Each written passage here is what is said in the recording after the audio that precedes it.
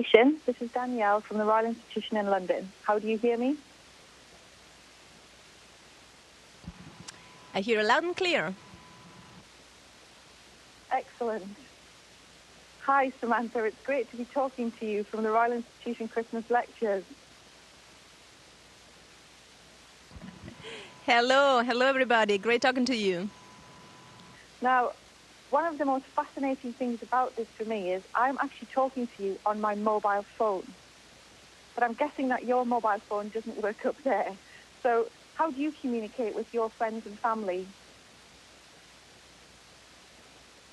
It's funny that you mentioned that because I've been up here for about 3 weeks and I have never thought about my mobile phone once, while when I'm on Earth, I'm constantly checking my mobile phone. So I guess I am getting over my mobile phone addiction. But we are not disconnected from our family and friends up here. We have access to the internet. It's somewhat slow, but we do have it. And then we have the possibility of giving them a call over an IP, a voice over IP phone. And once a week, typically on the weekend, we can even see them. We have a two-way video conference where we can see them and they can see us. That's amazing. And is it a weird feeling for you to be very distant, to be literally the most distant woman from Earth at the moment, but actually feel very connected at the same time?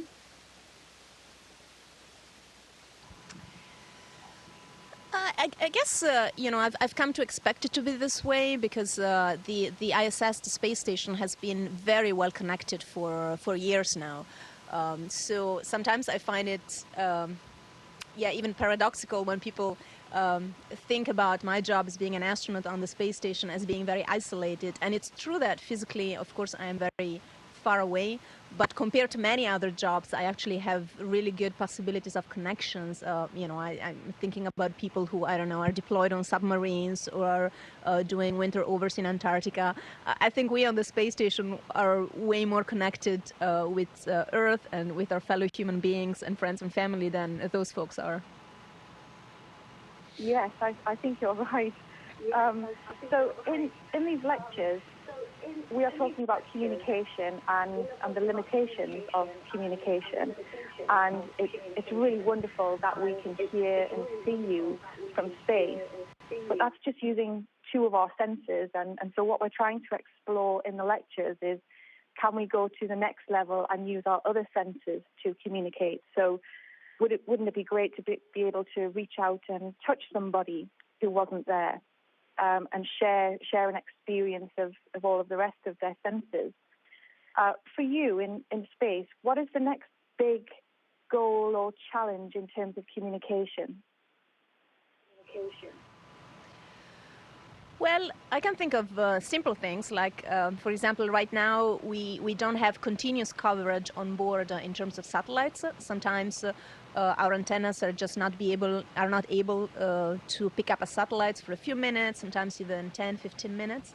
And so we, for that period of time, we say we are in loss of signal, so we lose communication. So one next step could be to have continuous coverage. Another next step could be to make it easier on board, for example, having wireless headsets. While now, most of the time, we use headsets or microphones that are connected via a long cable. But then, of course, what you say is interesting, to be able to see the world through somebody else's eyes, or even being able to touch them. I think there is an interesting technology demonstration which is co-developed by ESA, which is going to fly with a fellow European astronaut of mine, Andrew Mogensen, next year. So I'm not too involved with it, so I hope I'm not saying anything misleading. But I think the point is really that, to try and demonstrate that technology, sort of an augmented reality technology where people on the ground can see what the astronaut sees, and the astronaut can have overlays that augment reality with information that can be sent from the ground. Oh, that all sounds absolutely fantastic and very, very fascinating, and I'm sure it would inspire the next generation of scientists and engineers to get into that work, which is what we want to do in the Christmas lectures. So from your point of view, what should the next generation of engineers and scientists be working on to help achieve those communication goals that you need from space?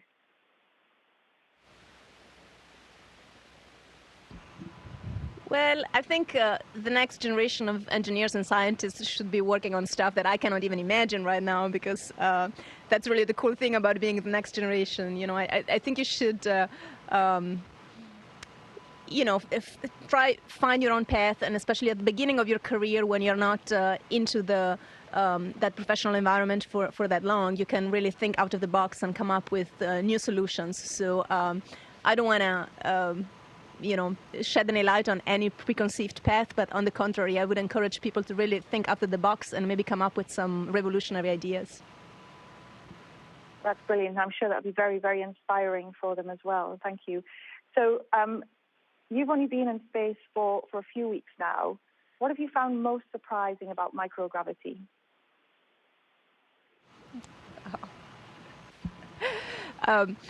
I guess I'm surprised by how much I have enjoyed it. I am enjoying it.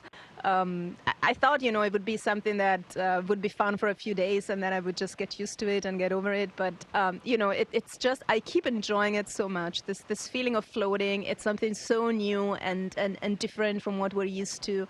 And, you know, sometimes I find myself thinking that it had never been different, that I've been floating all my life, but of course that's not the case. And I find myself exploring new ways of, you know, controlling my body and my attitude and my orientation and flying through the station. So it's been a lot of fun. I'm not very good at it yet, so that's fun too, that I'm learning every day. That's good. So can you do some practice now? Because I'm sure all of the audience would like to know, have you perfected your somersault yet?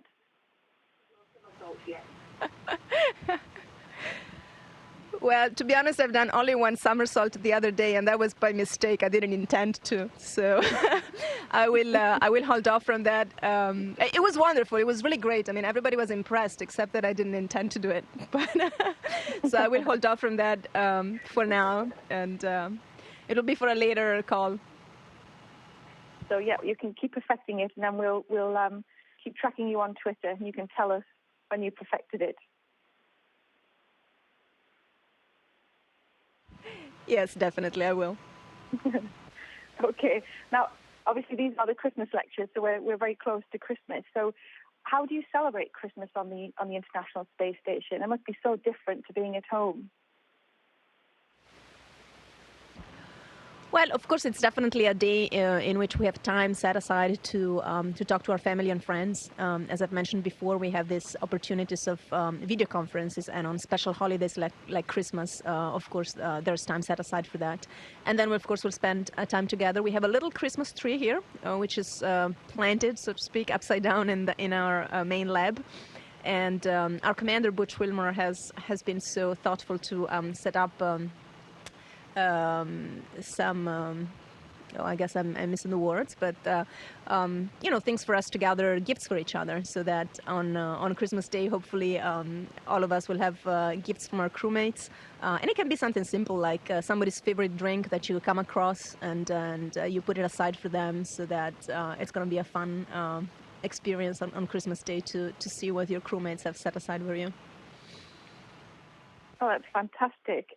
And it'd be interesting to see what sort of gifts that you give each other, if they're sort of the normal gifts that you would give each other on Earth, or they have a sort of a space theme to them as well. Well, you know, some of us might have thought ahead. I have, for example, and sent up some little things as Christmas gifts for the crewmates. But as I said, it might just be that you know, of the supplies that are on board, you know, that one of your crewmates really enjoys. For example, a special dessert that you normally would only come across maybe once a month, and then you set that aside when you find it, and then that person is gonna be able to enjoy their favorite dessert for Christmas. Yeah, that's really nice. So in the lectures that we've already filmed so far, we've been looking at some wonderful pieces of technology, and one of them is haptic technology, and we have seen how it can be used for training vets, for example, and it was just amazing. I was using this piece of haptic technology, and it was fantastic. And I'm guessing that haptic plays quite a big role in the technology for the ISS. Is that right? Not quite, but definitely something for the future. And I'm not directly involved with it, but I know that there is an experiment that specifically studies this or aims at developing haptic technology. So definitely something for the future. That's great, and I think that will also inspire the next generation of engineers and scientists as well. So it's been absolutely wonderful talking to you, Samantha. Thank you so much for all your time. I think you're truly inspiring all of the next generation of engineers and scientists down on Earth. Well, thank you so much. I really enjoyed this conversation, and well, happy Christmas. And happy Christmas to you too, Samantha. Thank you. Bye-bye. Bye-bye. Thank you. Station, this is Houston ACR. That concludes the event. Thank you. Thank you, ESA and the Royal Institution. Station, we are now resuming operational audio communications.